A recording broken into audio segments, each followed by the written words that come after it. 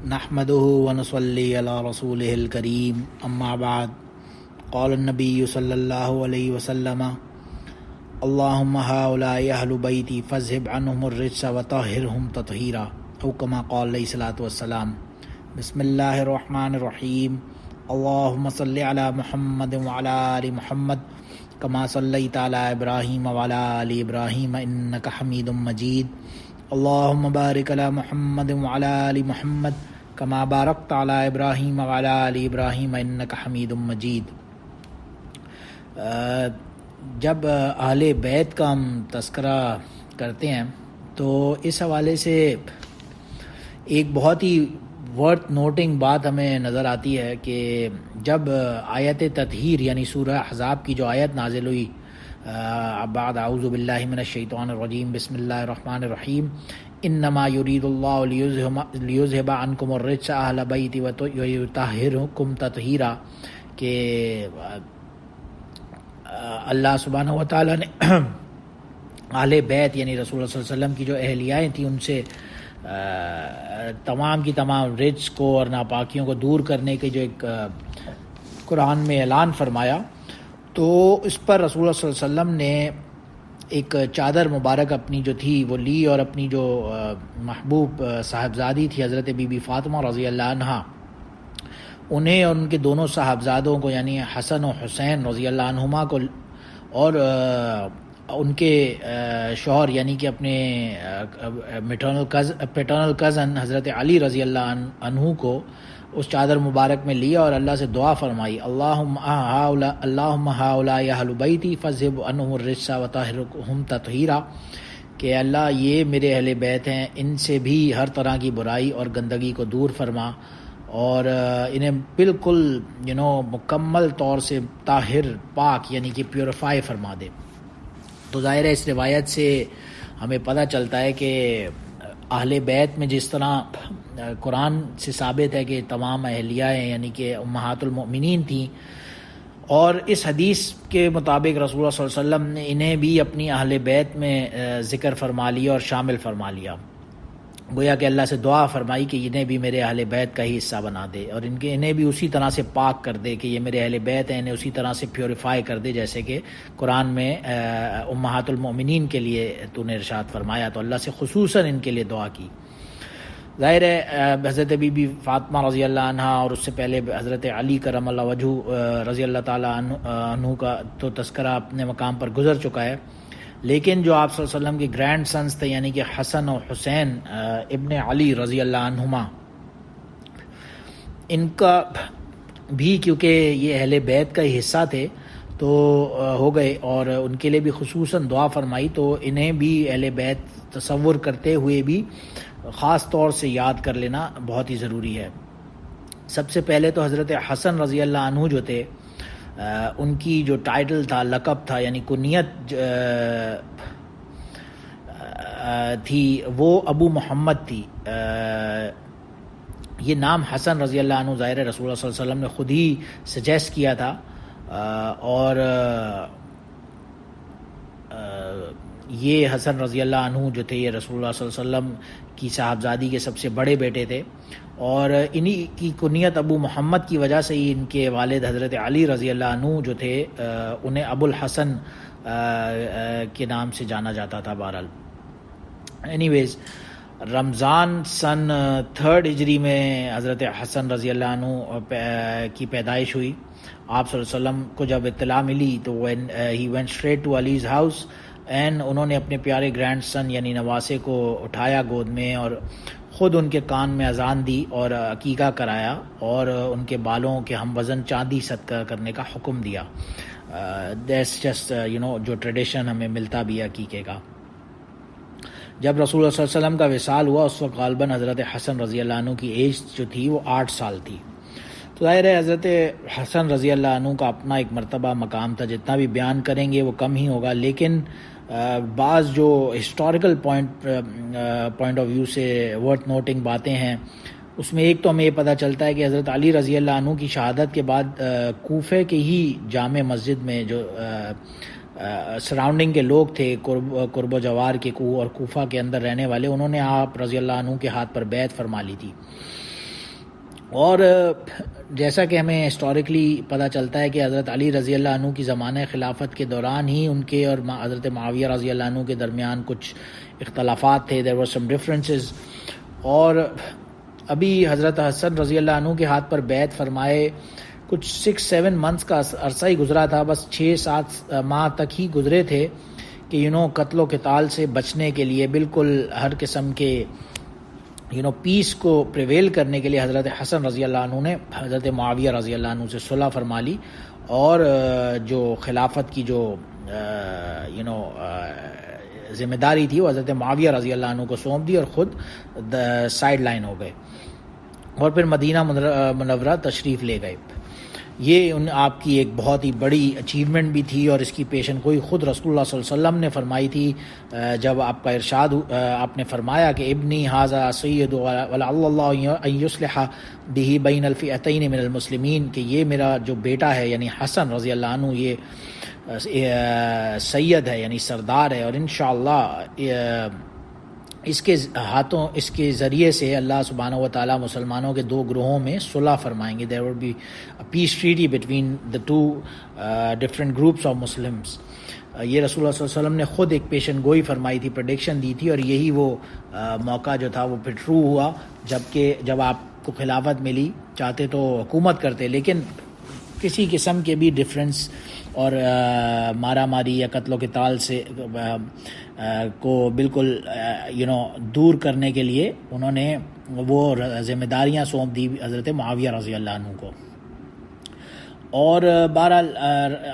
اس کے بعد مدینہ منورہ تشریف لے گئے، وہاں اپنی لائف بالکل گزاری. بہت ہی نیک دیندار انسان، ظاہر ہے اتنے بڑے آدمی تھے، اور اپنی جو ٹوٹل لائف تھی وہ عبادت، ریاضت اور دین کی تبلیغ وغیرہ میں اس کو اپنا مشن بنا لیا اور اس میں ہی سرو کی. اور آپ سے کئی شادیاں کرنا بھی ثابت ہے، اور تقریباً رفلی 10 یا اس سے زیادہ کے قریب آپ کی اولادیں بھی ہمیں روایات سے پتہ چلتا ہے کہ تھیں. اینی ویز رفلی اراؤنڈ 50 یا 51 ہجری کے اندر کسی نے آپ کو زہر دے دیا، اور یہی آپ کی وجہ شہادت بن گیا. اس وقت کے جو مدینہ کے امیر تھے سعید بن العاص رضی اللہ عنہ، انہوں نے آپ کی نماز جنازہ پڑھائی،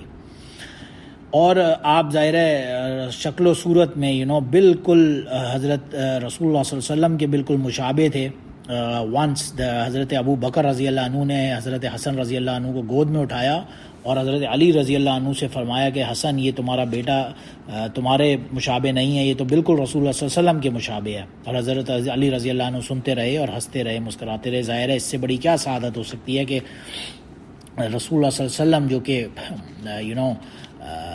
تمام انبیاء کے سردار ہیں، ان کے مشابہ کسی کا ہونا، اس سے بڑی کیا سعادت ہو سکتی ہے. امام ترمذی رحمہ اللہ نے یہ روایت حضرت انس رضی اللہ عنہ کا بھی ایک قول اسی طرح کا نقل کیا ہے. بہرحال تو دوسرے بیٹے جو حضرت علی رضی اللہ عنہ کے تھے، حسین رضی اللہ عنہ، یعنی رسول اللہ صلی اللہ علیہ وسلم کے جو دوسرے نواسے تھے، وہ ان کے تقریباً 4 ہجری شعبان میں پیدا ہوئے. حضرت حسن جیسے کہ ہم نے ڈسکس کیا رمضان سن 3 ہجری میں پیدا ہوئے، اور حسین رضی اللہ عنہ جو تھے وہ شعبان سن 4 ہجری کے اندر پیدا ہوئے. جب ان کے بھی پیدائش کی اطلاع ملی، آپ صلی اللہ علیہ وسلم خود حضرت بی بی فاطمہ رضی اللہ عنہ کے گھر تشریف لے گئے، اور خود ہی آپ کا نام حسین رکھا. انہیں باقاعدہ شہد یعنی کہ ہنی چٹایا اور لکھ کروایا. ان کے منہ مبارک میں اپنی زبان مبارک داخل کر کے لعاب مبارک عطا فرمایا، اور ان کا عقیقہ کرنے والے بالوں کے سیم ہم وزن ایکویویلنٹ سلور یعنی چاندی صدقہ ڈونیشن کرنے کا بھی حکم فرمایا، جو کہ بی بی فاطمہ رضی اللہ عنہا نے اس کے برابر پھر چاندی کا صدقہ کیا. جب رسول اللہ صلی اللہ علیہ وسلم کا وصال ہوا تو اس وقت حضرت حسن رضی اللہ عنہ کی ایج جو تھی وہ رفلی 8 سال تھی، اور حضرت حسین رضی اللہ عنہ کی ایج تقریباً 6 یا 7 سال کے قریب بنتی تھی. لیکن آف کورس یہ ینگ ایج بھی دونوں ہی حضرات کے لیے بالکل کوئی میٹر نہیں کرتی تھی، کیونکہ دونوں ہی آپ صلی اللہ علیہ وسلم کی اپنی اولادوں میں سے تھے، اہل بیت تھے، اور پھر آپ کی صحبت اور شفقت اور محبت میں جو رسول اللہ صلی اللہ علیہ وسلم کی انہیں عطا ہوئی اور پھر ان کی وصال کے بعد حضرت ابو بکر اور عمر رضی اللہ عنہما نے بھی دونوں نے ہی خاص ایک لطف و کرم اور بہت ہی ریگارڈ دیا انہیں.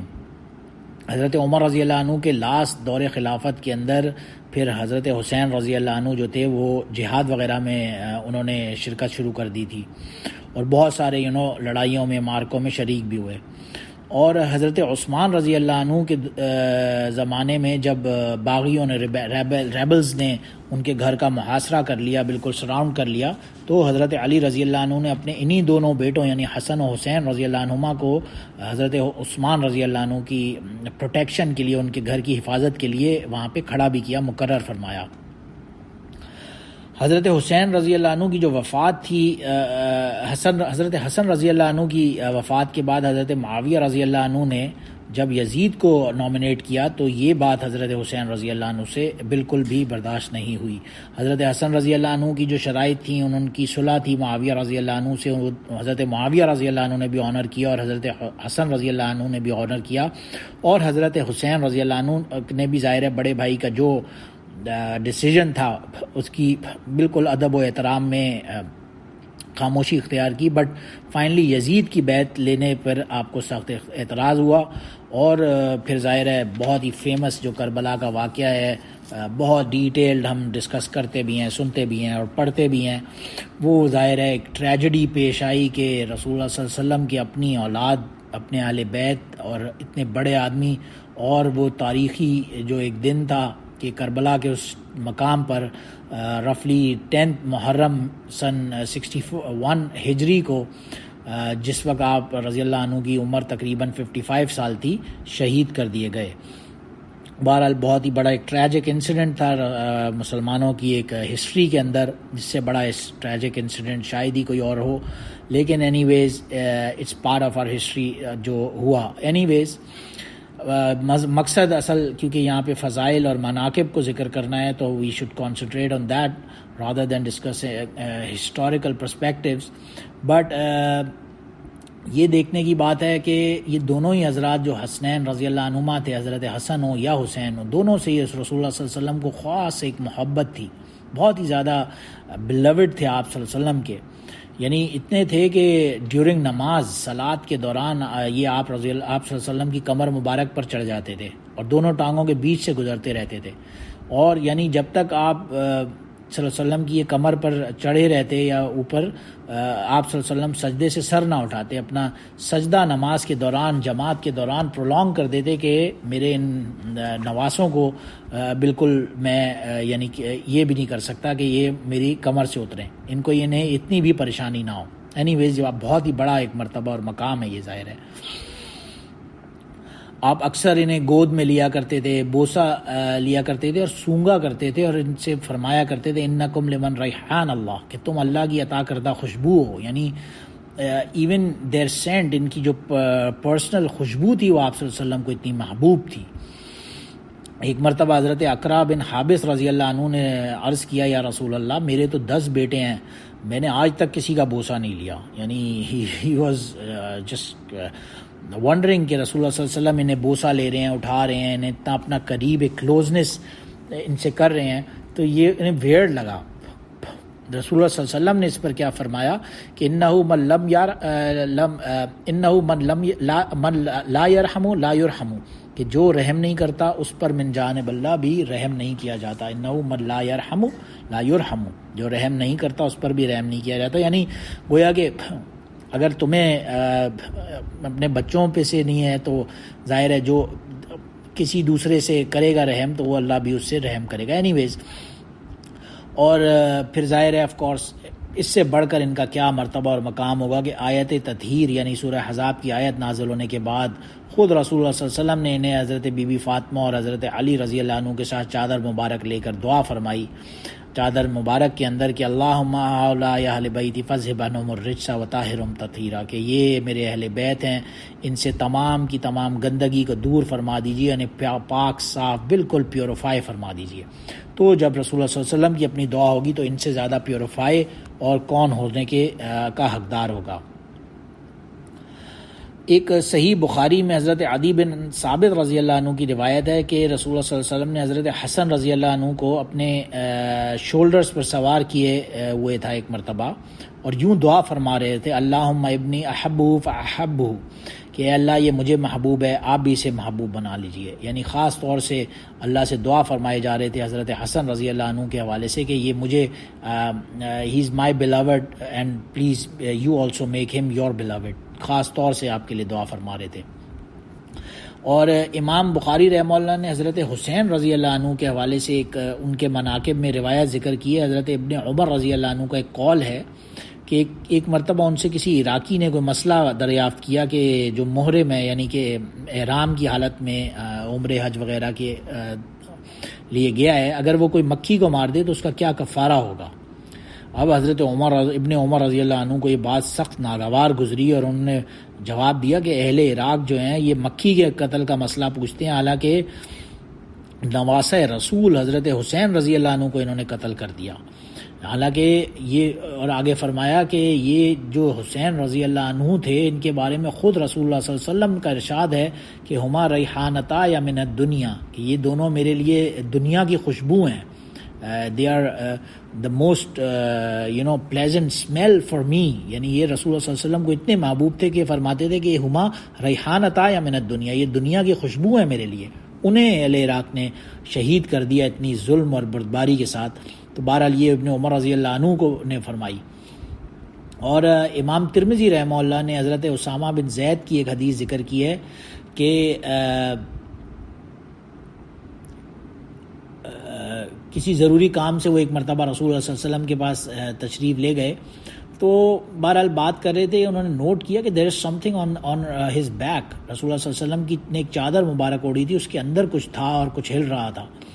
آپ نے پوچھا یا رسول اللہ، یہ عرض کیا یہ کیا ہے؟ اس پر رسول اللہ صلی اللہ علیہ وسلم نے چادر ہٹا دی، تو حضرت اسامہ بن زید رضی اللہ عنہ نے دیکھا کہ ایک جانب دیر واز حسن اور دوسری جانب حسین رضی اللہ عنہما، یہ دونوں آپ صلی اللہ علیہ وسلم کی بیک پر سوار تھے۔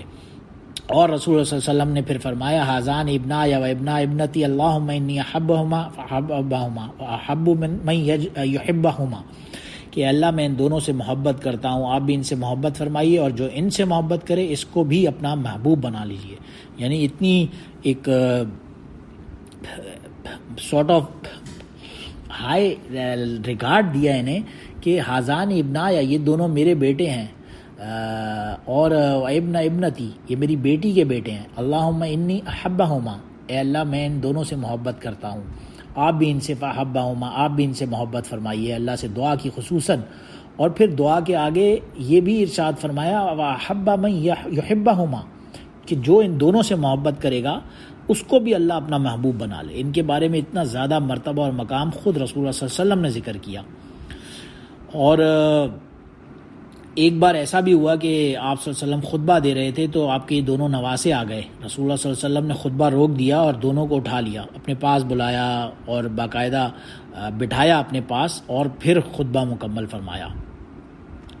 ایک امام ترمذی رحمہ اللہ نے حضرت یعلا بن مرہ رحمہ اللہ کی ایک روایت نقل فرمائی ہے، جس میں رسول اللہ صلی اللہ علیہ وسلم نے فرمایا، حسین منی وانا من حسین واحب اللہ من احب حسینا حسین سبت من الاسباط، کہ حسین رضی اللہ عنہ جو ہیں وہ مجھ سے ہیں، وہ میرے ہیں، اور میں حسین کا، وانا من حسین، کہ حسین میرے ہیں اور میں حسین کا ہوں، احب اللہ من احب، اور جو حسین سے محبت کرے اللہ اس سے محبت کرے، اور حسین میرے ایک نواسے ہیں، سب تو من الاسباط۔ بہرحال حضرت حسین رضی اللہ عنہ یا حضرت حسن رضی اللہ عنہ دونوں ہی کے لیے بے تحاشا روایات ہمیں پتہ چلتی ہیں جو رسول اللہ صلی اللہ علیہ وسلم نے ان کے مرتبے اور مقام میں ارشاد فرمائیں۔